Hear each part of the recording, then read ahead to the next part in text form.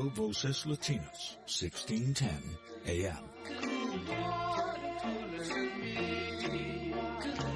A drink of water with Joyce Aldrich. Refresh your mind.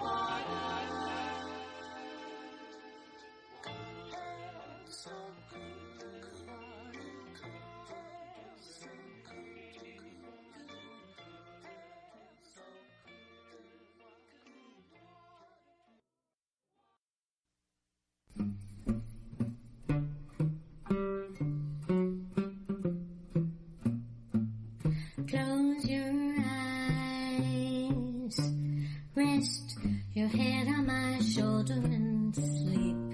Close your eyes, and I will close mine. Close your eyes, let's pretend that we're both counting sheep. Close your eyes, this is so divine. Music play something dreamy for dancing, and while we're romancing, it's love's holiday, and love will be our guide. Close your eyes, when you open them, dear, I'll be near by your side. When you close your eyes,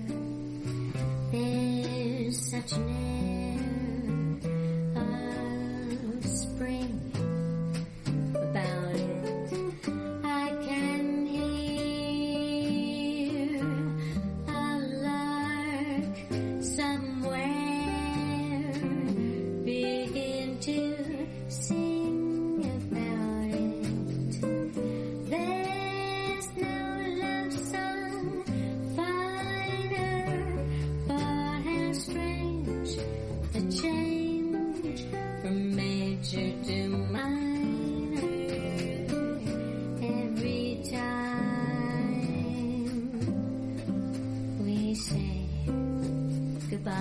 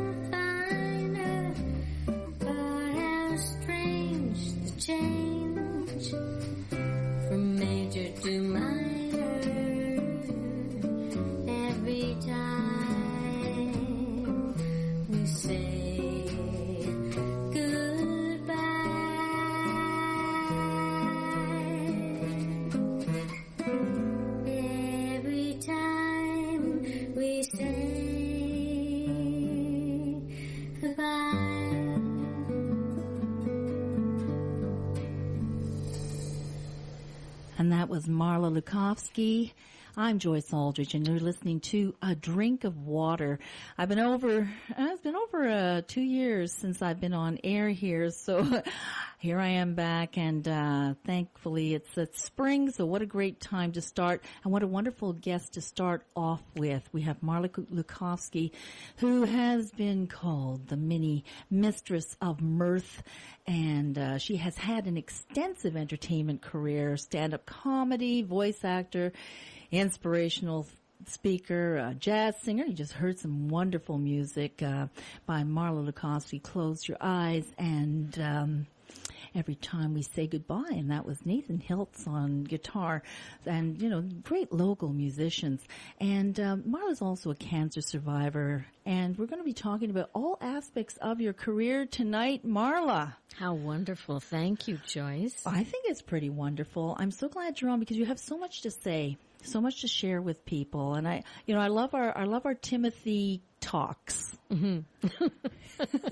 Now we're going live. She doesn't mean Timothy Leary. She means... No, he's dead, apparently. Yes, I understand he's not around but anymore. I thought we were talking in heaven or hell, so I don't know. But Timothy Leary's dead. No. He's, he's somewhere else. Yeah. Anyway, he's on the outside looking in. That's it. Yeah.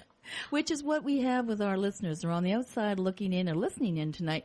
And I could do the chronological thing with your career because really you started off really as a folk singer, if I'm not mistaken. The Riverboat, Fat Albert's, those great places with a great, the great people came out of there. Neil places. Young, Joni Mitchell. Oh my gosh. You do a great impression of Joni Mitchell. I did. You still do it? And Barbra Streisand. I sit there with my guitar and I do Joni Mitchell, just sitting there still with a straight face saying, "This is me being happy." And that's about it. Well, thank goodness you're happy. Sometimes I'm happy, sometimes I'm blue. But when did that all switch into being a comedian? Because I started when I was 14.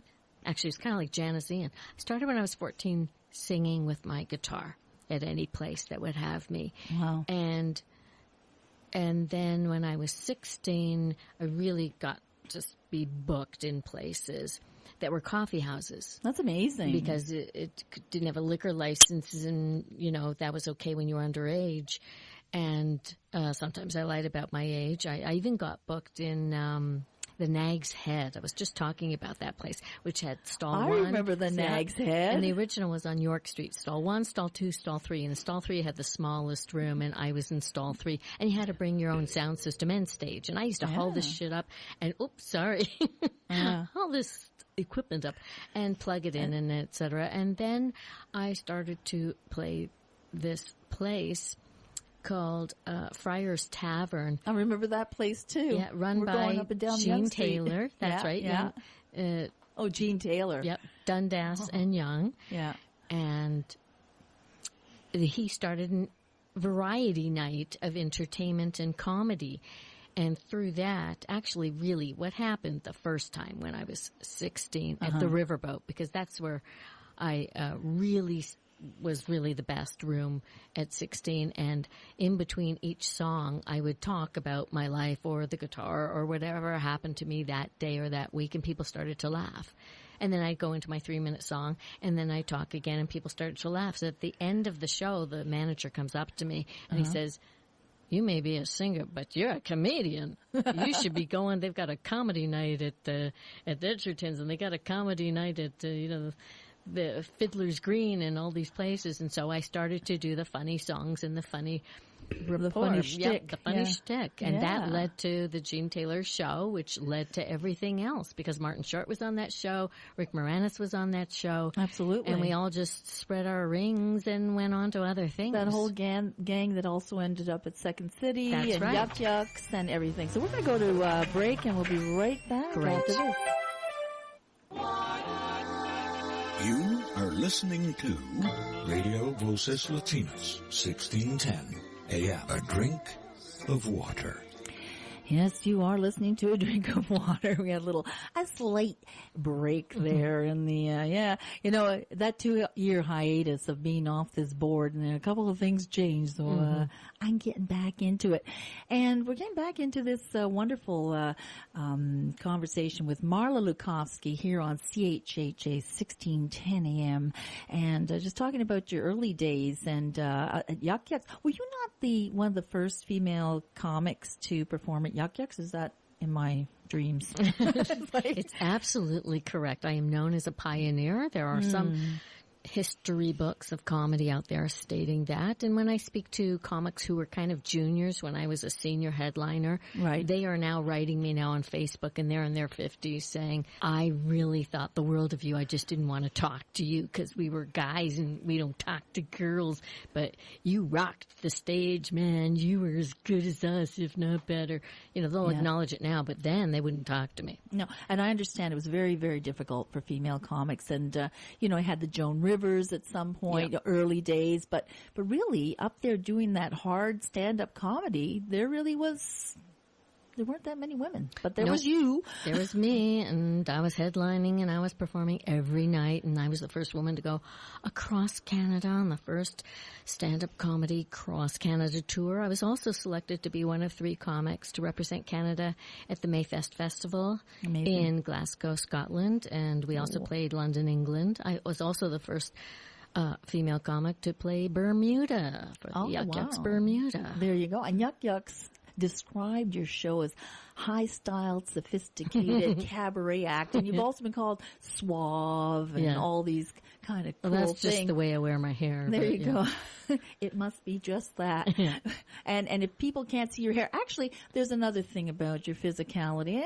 It's about the nose, right? I mean, like, you talk a lot about your nose, and of course, having a prominent nose is a sign of intelligence. You do know that. Oh, I didn't know that. It's the darn truth. It's a sign of intelligence. So what's with the nose thing? Well, the thing that happened is one of the first times I went out on stage, some people in the audience started to call out unkind things to me. Oh. Hey, you're ugly. Hey, you got a big nose. And my mind is really good and fast. Right. I'm fast on my feet. And I just thought, you're right. It's so big, nobody invites me to cocaine parties anymore, in fact. And then they started to laugh, and I got the audience on my side. Well, all the greats. Jimmy Durante, I'm just kidding. But can you really play God Save the Queen with your nose on the piano? Absolutely. And if anybody out there wants to type in Marla Lukofsky plays piano with her nose. The YouTube clip will come on, and I did that in Los Angeles at Evening at the Improv, and I also did it on a show called That's Variety and Variety Tonight. That's shocking. Well, it's not only shocking, it hurts. I would think you'd have a red nose at the end of that. No. I only do it once every 5 years. Okay, and at parties or no? Only if they beg me. Oh, there you go. Now, you have become quite well known for your mini movies, I would say. That's right. Mini Mistress of Mirth does mini movies. I'd like to play one right now.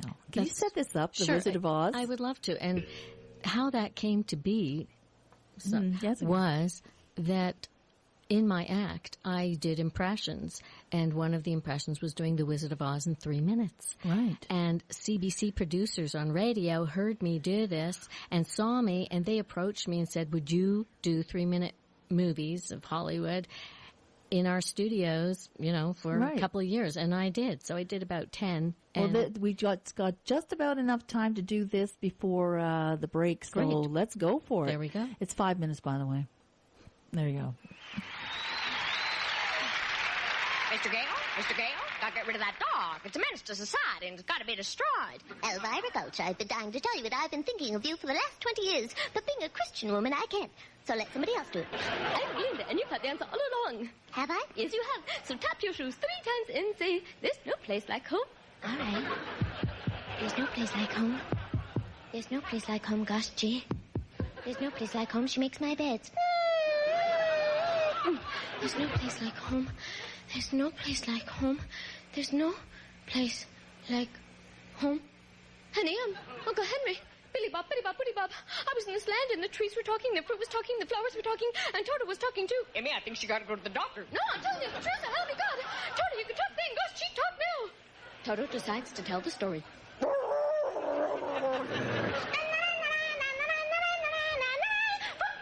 Oh, get him out, pretty arrow dog. Well, you're really in trouble now. What's it going to do, Dorothy? Well, gotta find a place where there isn't any trouble. Is there such a place, Toto? No. You're optimistic of you, Toto. There must be a place far, far away that I can't get to by a boat or a moped. Oh, think, Dorothy, think. Maybe it's the laundromat. No, they're too dirty. Maybe it's France. Yes, they're always open with funny-looking waitresses. Ha! Where do we find them? Hello, it's very much glad. I'd like to welcome you, Dorothy. Let's go boogie. Push in the bush. It'll be history. We represent the little the muscular, it's good dirty bucket bird. I thoroughly examined her, and she's not only manly dead, she's really most sincerely dead. Follow the Old Brick Road, Dorothy. All right. I would like with the orchid with a flower consulting with the rain. Oil can. Did it for my dear. Fine. Let's get some apples. Oh, you don't go pulling people's apples. It'll be blood feelings, too. Give me that, Dorothy. It's probably got worms in it anyways. Bobbies will make them sleep. Now they'll sleep. Oh, they're sleeping. I'll make it snow. Glinda, make it snow. Oh, it's a blizzard. They're waking up. Why doesn't some modest stars out of sky come into the Wonderland and open? Get the broom. Yo-hee-oh, yo-oh, yo-hee-oh, yo-oh. We'll get you out, Dorothy. Don't worry about it. And I'm all alone. The dirty monkeys with the diseases came into the door. Dorothy, where are you? You left your dirty clothes under the bed. I told you never to do that. Where are you, Dorothy? Don't go on here. I'll give you any hand. You dumb twit. Let's go. What do we do now, Scarecrow? I don't know. No brain. Remember, you promised me that way back when and didn't give an answer. Sorry. You scratched right back. I scratched yours that a long time ago. Little fire Scarecrow. Curse it, little girl. I'll get you moving magnificent somebody like me. Amazing. We got the broom now. Let's go to the wizard. Give you heart, give you brain, give you courage. I'll take you home my balloon. Dorothy, don't worry about it. Okay, let's say goodbye to everybody. Bye. Meow. Oh, no. I'm never going to get back to Kansas now. Oh, shoot. Better say goodbye. Goodbye, Cowardly Lion. Don't cry. You got your courage. Oh. Bye, Tin Man. Don't you cry. You'll rust. Here's your all, Ken. Bye, Scarecrow. I think I'll miss you most of all. happy about? I can't get back home. Look, Dorothy, in the sky. Here's someone who can help you. I'm getting into deja vu. Keep coming back. You've had the answer all along, Dorothy. Have I? Yes, you have. Where you from, girl? Oh, bad place. Okay. Now think way back. What have you learned from all of your experiences? Here, Nods. Well, I guess I've learned that next time I go searching for my own heart's desire, I won't go looking any farther than my own little white picket fence. Because if it isn't there, well, then I really hadn't lost it to begin with. Is that sucking up? That's right, 10 points. You won't have your words. Sandalfoot, you're going for the semi-lawn. So small, twitch. Okay, say the words. You know the words. There's no place like home. There's no place like home. There's no place like home. There's no place like home. There's no place like... Holy moly, Jiminy Crickets, wowie zowie. I was in this land, and you were there.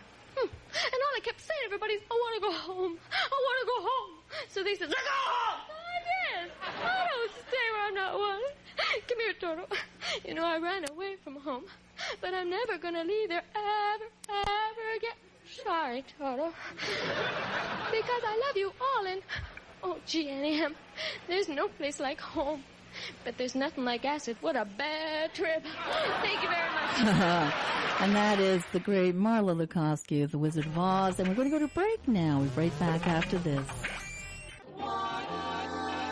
You are listening to Radio Voces Latinas, 1610 AM. A drink of water. And yes, we are here. This is Joyce Aldrich on A Drink of Water with a wonderful guest, Marla Lukofsky, who is an incredible entertainer, but also has, Marla, you have endured a lot in your life, but you've come through really well. And we're going to talk about this a little bit. Mm-hmm. So, you know, I want to talk about your career in LA, of course, because we can touch on that. But really, what I want to do is talk about Cancer Month is coming up in March, and Breast Cancer Month is in October.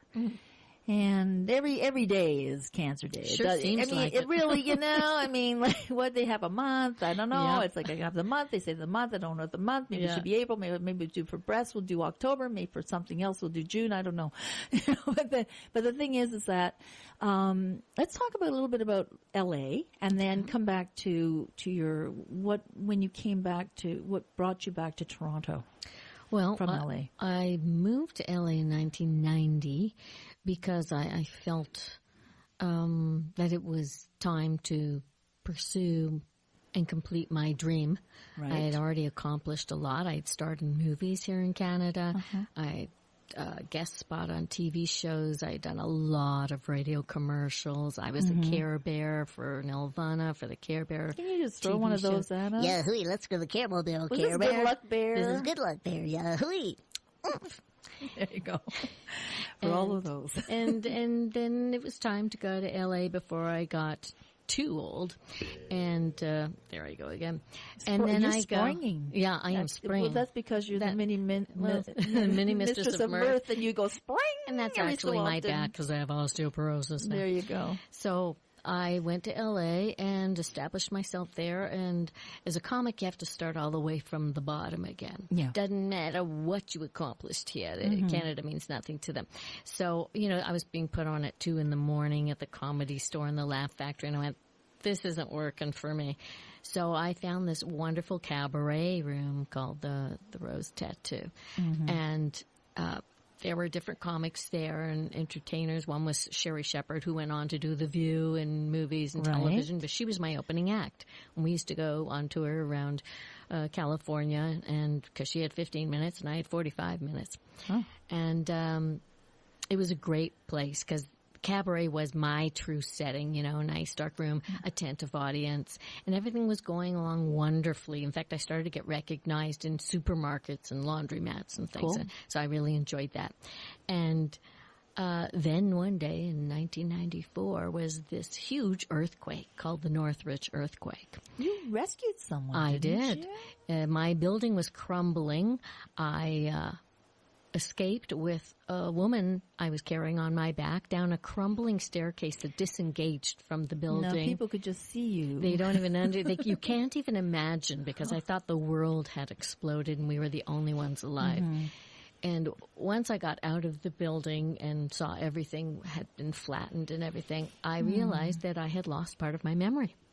Wow. And I had lost names and phone numbers, and I didn't even know how to... There were no phone lines working. There were no buildings erect, and yet I couldn't remember a name or a number to call if I needed to. And to make a long story short, I also forgot my act. And I forgot The Wizard of Oz, and I forgot all my stuff. And just my main purpose at that time was surviving. There were tent cities that I chose not to live in. A state of shock. I was in a state of shock, but it really affected my brain. Sure. Well, fast forward to I eventually recovered as best I could, but I really had to relearn my act by watching my own TV shows, tapes, and listening to my audio tapes. Mm-hmm. And then 4 years later... I was doing multiple jobs, waitressing and working in an organic farm store and being a food clerk and everything, managing this store and that store, anything to make some extra money. And one night, after a long day's work, I found a lump in my breast when I was changing.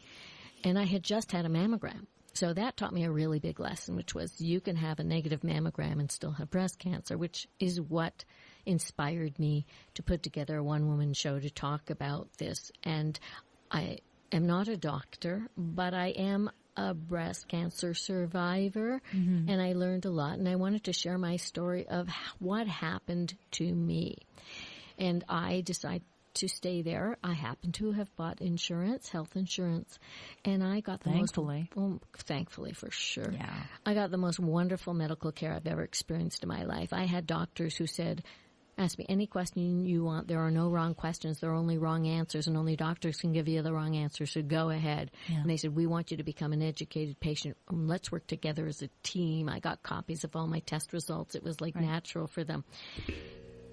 And there I go again. You sprang. And it was, I survived, and I just did whatever. I trusted my doctors, and they trusted me, and it was a hard journey. I had a lot of chemotherapy and a lot of radiation and 2 operations, and it took a toll on my body and once again on my brain. And once again, I forgot my act.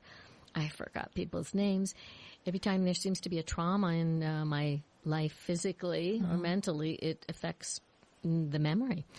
And but my main goal was trying to get my health back, to be strong again. Of course, yeah. And then once I did, I decided to, after a couple of years of, getting back on my feet, I realized that doing the stand-up, I just can't remember the act the way I used to. And eventually I moved back to Toronto after 12 years, and I couldn't figure out what to do. It's actually quite the story. I don't know how much time we have left.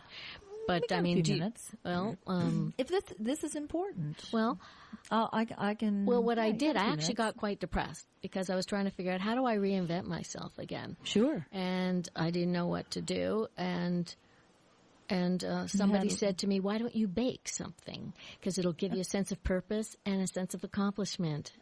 And I said, That's okay, a good idea, yeah. I'll make these cookies. They're called flaxseed cookies. And I decided to make them with dairy-free, gluten-free, and wheat-free so that people could eat them. Healthy. Yeah. Before it was cool. And so I did that, and I ran down the street to Timothy's and another health food store, the CHHA health food store, and I said, I made these cookies here. I want to share them with you because you guys are so nice to me. And they said, can you bring us 12 more and we'll sell them? And they did. And then they called me at the end of the day, could you make 24 more because we're selling out? And that became a cookie business for me for the next 4 years. A professional cookie business, licensed and everything. Pusateri carried my cookies. 15 stores in Toronto, high-end, carried my cookies. And that was great. And then suddenly my parents died. And that was not great. That was pretty fast, wasn't it? They were very close. It was a year and a half apart. And then one day I was walking my dog in a dog park before going to say prayers for my parents, and 2 dogs ran into my leg and shattered my leg, and I was in a cast for 6 months and then in rehab for 6 months. And I, during that time, had visitors who noticed that I had a memoir unpublished sitting on my coffee table, and one person read it and said, "This is really good. You should turn this into a speech. You could be a keynote speaker because it's funny and informative and serious." And I did. And I started to get booked. And then for the next 4 years, I was a keynote speaker across Canada. That was for the Outstanding Women Speakers program. Was that the one? No, that was the one that Ilana. No, which one was that? Where I met Ilana was another one at the Eglinton Theatre for a fundraiser. But I did a lot of fundraisers. Right. I did just right across the country, whoever was doing a cancer fundraiser or just informative, not raising funds, well, whatever it was great. And a lot of radio work, too, talking about this.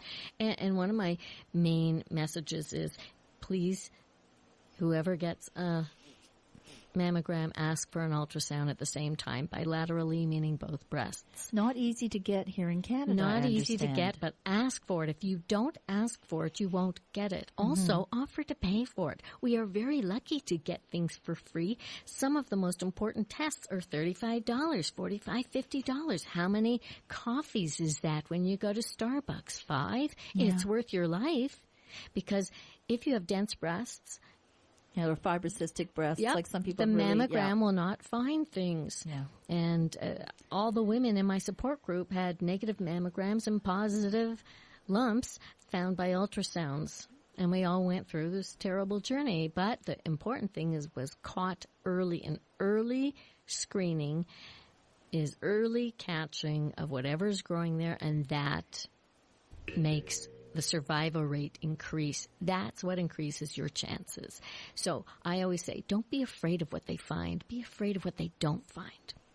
Look at it differently. On that note, I'd like to play a bit of your cancer speech. Well, your cancer speech for Mount Sinai Hospital. These are excerpts. Yeah. So they sort of jump around, but they're all funny, and they all live with, they have a life of their own, like you do. You do. And I love it. So this is parts of your cancer speech, one that you delivered at Mount Sinai Hospital. So this is Marla Lukofsky at Mount Sinai. So I had to go see an oncologist. I saw a wonderful man by the name of Robert Decker. And he sat me down. He said, "Marla, you've got aggressive cancer cells going. Even though it's early, we have to give you aggressive chemo. We're going to give you Cytoxan and adriamycin. There's some side effects. Got to tell you what they are. Some of them might happen. Some of them will happen." I said, "Okay, go ahead. Tell me what they are." He said, "Well, you will go into chemically induced menopause. You might become sterile. You will lose your hair. You might get mouth sores, anal sores, bleeding gums, bleeding nose. Your white cell count will drop. You might get infections. You will gain weight. You might get leukemia or uterine cancer, and you may have permanent heart damage." Well, I was astounded. Wait, Doc, back up a bit. Did you say I was going to gain weight? And as I was doing my laundry and I was wearing one of these sleeveless tank tops, my breast slipped out of the armhole. So I grabbed it and put it back. I have long breasts. And I felt this small lump in the upper right quadrant of my breast. Small little grape. And I decided, well, I have fibrous, lumpy breasts. Maybe it's nothing, but I'm going to call my GP anyways. Lots of celebrities came by. I even sold an apple once to Cameron Diaz. Yes, a woman I am often mistaken for. Except for my hair. It's not fun having a large nose, let me tell you. Nobody invites me to cocaine parties. They figure the suction must be incredible because of the sun. Well, I tried it once, because I had to, and I took that one snort. The suction was incredible. There went all the cocaine, the cat, the bedspread, 2 kids, and the microwave. 2 kids missing from Etobicoke, right up my nose. Yes, Marla. And did you ever find those kids? Only when I blow my nose. Over and over again. But you see, you find the humor from the pain. And I know I said, well, you're not you're very funny and everything, but you're not one of these positive, upbeat, kind of cheerleading, glee club kind of people. So what are you? I'm just a matter-of-fact realist. And when people ask me, do you use your humor to cope? I say, not at all. It's just an innate ability of mine to recognize the humor or acknowledge the humorous thing that happened, because that actual scene of the oncologist give me the list of all the side effects is word for word. Mm-hmm. So that really happened. He gave me this whole list. I'm sitting there with my jaw dropped going, I can't believe all those things are happening. But all I could think of is, don't tell me I'm going to get fat. I'm sorry. I mean, I was hoping to get thin over this. Like, Marla, you've never looked better. But Marla was like, man, you look like a blimp. You're like, what's going on? I thought you were supposed to get thin. And I said, no, I'm bloated and I've got all these steroids and I look huge. But I have to say, I looked gorgeous bald. I saw a picture of you in one of the news, but was it the Star article? Yeah, you look great bald. I look great, and I got tanned a lot because I was walking a lot to keep the food down because I was storing up a lot. So I walked a lot, and the drugs also make your skin get darker if you are exposed to the sun, and I just had to keep walking out in the sun. Okay, well, we're going to walk out now to break. We'll come right back. You are listening to Radio Voces Latinas, 1610 AM. A drink of water. It's 9:47 here on CHHA, and it is 4 degrees. We're going to have 10 degrees tomorrow and sunny with a little bit of clouds. So get your happy on. And we've got our happy on here in studio with Marla Lukofsky, who's been sharing about her life. I met you at the girls' night out over at Chalkers, and you got up and sang, and when you came down, it was like this, whatever. I thought, wow, you were great. Like, you sounded like Blossom Dearie to me. I thought, this woman is amazing. Well, little did I know anything else about you. You know, all I saw was the jazz singer up on stage playing with this great, there's always a great trio up there. Anyway, musicians. So you were great. And we did play some of your music. My gosh, you and Nathan, fantastic. Yeah, he's fantastic. Yeah, you guys are great. Anyway, tell me how that all happened. Yeah, well, that's the Atlanta Walton story. That is the Atlanta Walton story. Yeah. One of my last speeches was at the Eglinton Theater, locally down the street from me. And I was the keynote speaker, and she was the guest singer. And she turned to me when we were sitting at the talent table. Another funny lady. And a good singer. Oh, yeah. And she said, aren't you Marla Lukofsky, the famous comedian who used to do The Wizard of Oz in 3 minutes? I said, I am. Because now I'm serious. I am. And she said, you were really funny. I said, I still am. You just can't tell. She says, what are you doing here? I said, I'm the keynote speaker. She said, oh. She says, I remember you used to sing in your act. You used to do funny songs, too, like with your guitar. You had a good voice. There's this great jazz club not far from you on Marley, and it's Wednesday nights, and you should come. And I said, well, I'll think about it. And we exchanged numbers and emails, and I never went, and she started to email me 20 emails later, and one threat, you better get your I could see Alana doing that. Oh, yeah. She's like, And so I went, and I said, I don't have any music. I don't have anything. She goes, I do. You're probably my key. Here's B flat, mean to me. Here you go. I go up there, and I do my thing. I don't know how to cue in the musicians, but I knew how to handle myself on stage. I believe I was there for that first performance. Well, there was a couple of people who said, who are you, and what is it about you? You seem to be really natural on stage. I remember Ori Dagan ran up to me and said, who the hell are you? Because you got something about you. Mm-hmm. Like, you know how to work the mic, and you know how to look at the people and work the room. And I didn't even do any stand-up. It was, like, really weird. Well, you didn't at the Riverboat either, but they thought you were funny, so let's just go there. So, exactly. So from that moment on, I just built up my songbook from one song to a big binder. Yeah, it's a big binder. It's like 60 songs all now. Categorized.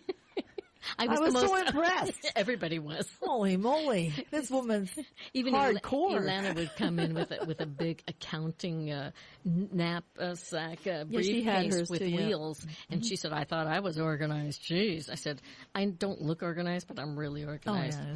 And, wonderful. Everything was labeled and categorized. Everything. Little OCD. I'm not as organized now. Now that I've got so many songs, I've got like this. I've got this there are piles of sheet music all over the place now. Pockets of chaos. Yeah. And I just developed a repertoire. And I remember my first booking was Ori Dagan calling me, and he said, I want to book you into this new club. It's called 120 Diner. Oh, yes. And I said, well, I don't know. How many songs do you need? He said, 30. I said, I got 30. That was, at the time, I had 32. I said, I got 30. Okay.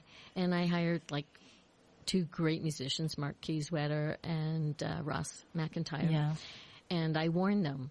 I said, I'm not a regular jazz singer. I do little funny things sometimes, so just don't be alarmed.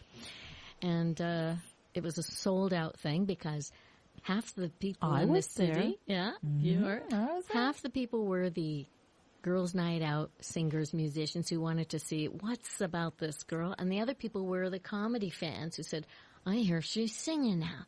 So the place was packed, and I got a standing ovation, and that was the beginning of my booking and jazz singing career. And you're right. People continuously came up to me and said, you sound like Blossom Dearie. And he said, who's that? And I said, who's that? I think you're a combination of Blossom Dearie and Gracie Allen with an edge.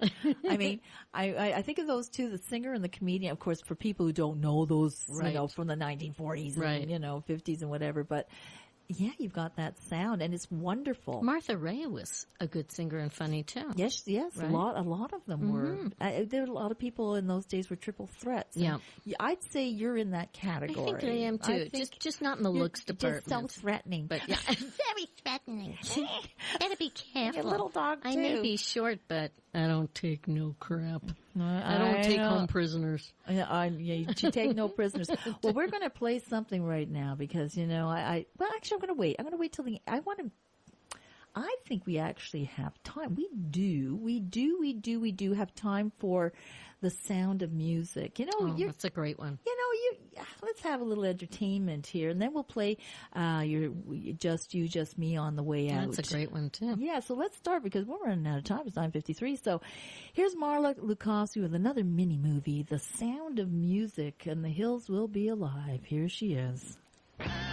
One of the most successful films of all time was The Sound of Music. We present Marla Lukofsky's one-person version of that film. What's happening in them there yonder hills, Marla? The hills are alive with the sound of music. I'm trying to be a nun at the Abbey in Salzburg, Austria, but I'm always late for things because I'm singing about nature. You're always late, Maria, and now me and the sisters have to have a meeting about you. Well, what do you think, girl? She's a pest. She's a pig. She's a pain in the... Ask Sister Betrayal. How do you solve a problem like Maria? How does she sing and make her nostrils flare? I've decided, Maria, that you have to go and become a governess for the family of the Captain Von Trapp. And he's the father of 7 children, and he's a widower. Wink, wink, wink. All right, Reverend Mother. Hello, I'm Maria, your new governess, and I'd like to meet the children. I'm Liesel. I'm Hansel. I'm Pretzel. I'm Martha. I'm Gretzel. I'm Margarita. And I'm Sally. How old are you, Liesel? I am 16, going on 17, going through a delayed puberty. All right, everybody, let's go to bed. It's nighttime. Shh! Thunder, thunder, thunder. Who is it? It's us, Maria, and we're really frightened by the thunder. Well, come on in, children, and sit down on my bed, and I'll tell you what I do when I'm frightened. I think of my favorite things. Roaches and bathtubs and sinks filled with Brillo. Friends who sleep over and drool on my pillow. Hair in my cornflakes and wet toilet seats. Children, Go to bed. Leave Maria alone. I have to talk with her. Now, Maria, I'm going away for a few days with my girlfriend, and I want you to take care of the kids. Take them on a picnic. All right, Captain. All right, kids, let's go, and we'll learn a song for your father and his new girlfriend, the Baroness Eleanor Parker. Here she goes again, Pretzel. Do, a dear, a female dear, Ray, a guy I used to know. Oh, your father's back, and he brought his friends with him. Let's put on a puppet show. High on the hill is a lonely goat, ole, ole, ole. Your children are so talented, Captain. You must enter them in the Salzburg Festival as a singing group. All right, I will. Maria... Oh, wrong one. Maria, I want you to know that the children love you. And I love the children, Captain. That's good. And I love... Yes, yes? I love the Baroness Eleanor Parker. Oh, you cad. I'm going back to the Abbey to get my head together, and I'll talk to Reverend Mother because she's my friend. I'm here, Reverend Mother. Why did you leave the family, my child? Are you in love with the Captain Von Trapp? Yes, I am. Maria, go back to him and tell him you love him, and don't forget to climb every mountain. It keeps your figure trim. All right, Reverend Mother.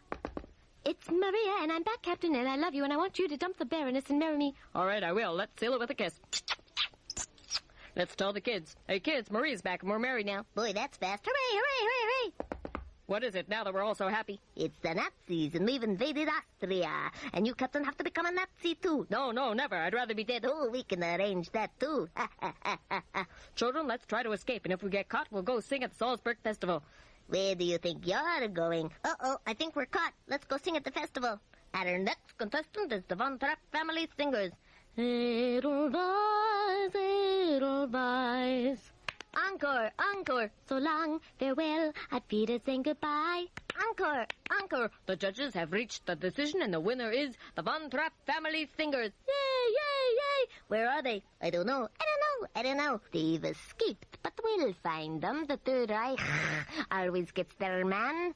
All the borders are blocked, Father. What do we do now? Well, let's just ask Maria. Climb every mountain, cross every stream, follow every rainbow till you find your dream. That's Marla Lukofsky. And Marla, thank you so much for coming on the show tonight. CHHA, 1610 a.m., A Drink of Water. A Drink of Water, a great show. You're a great host. Oh, I have my moments. And we're going to hear you sing Just You, Just Me as we go out. And you're going to come on again. Okay, Right. Here we go. Just You, Just Me. And just we, I've missed an awful lot. My trouble is you. Oh, gee, what are your charms for? What are my arms for? Use your imagination. Just you, just me. I'll tie a lover's knot. CHHA.